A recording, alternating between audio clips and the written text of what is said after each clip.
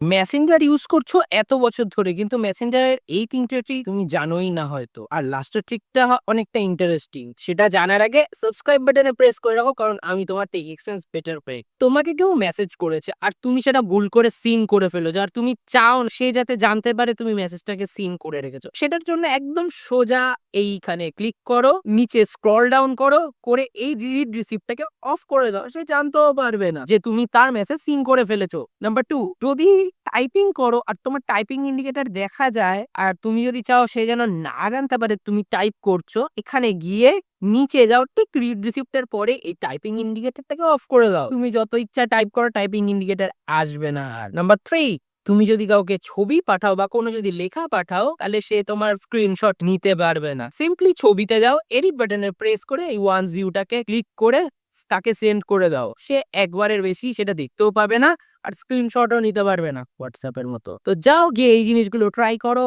আর আমি যেন হারিয়ে না যাই তোমার থেকে, তাই আমাকে সাবস্ক্রাইব করে রেখো।